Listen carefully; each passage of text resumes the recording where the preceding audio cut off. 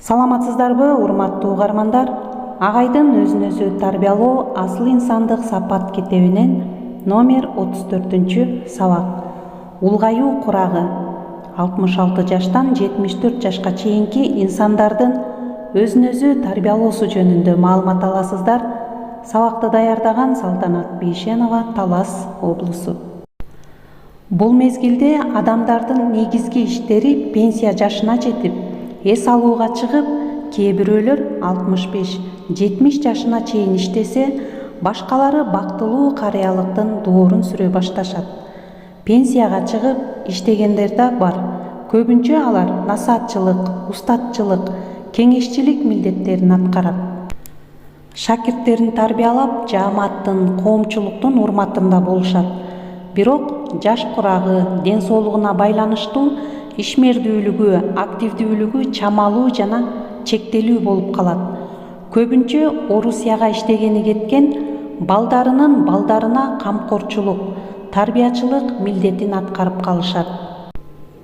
Атаң карыса кул кылба, энең карыса чор алба дегендей, үй тиричилик башкаруу иштеринде да катышат.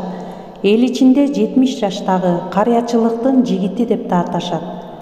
Туугандарга, колу коңшу, айыл жааматына жакындан аралашып, көөлүү күчтүү болушат.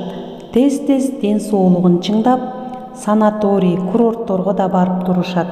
Улгайган курагындагы жогоруда айтылган парз милдеттери: эмгектенүүчү пенсионер, устат, насаатчылык, үй бүлө, чоң ата, чоң энелик, неберелерине акыл насаат айтып, тарбиячылык жана башка ушул сыяктуу татыктуу аткаруу үчүн өзүн өзү тарбиялап, башкарып өстүрүүсү зарыл. Көңүл буруңуздар, урматтуу угармандар. Алардын сүйлөгөнү, көз карашы, иши баардыгы жааматына, үй бүлө мүчөлөрүнө, айылдаштарына үлгү, сабак болуусун эске алсак, бул милдеттерди аткаруу үчүн да бир топ ойлонуп, изденип, өзүн өзү тарбиялоосу зарылдыгы түшүнүктүү болот.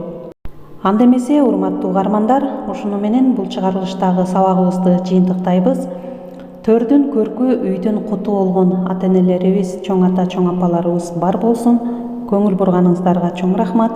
Кийинки чыгарылышта 75, 90, 100 жаштагы инсандардын өзүн өзү тарбиялоосу тууралуу маалымат аласыздар. Көңүл бурганыңыздарга чоң рахмат.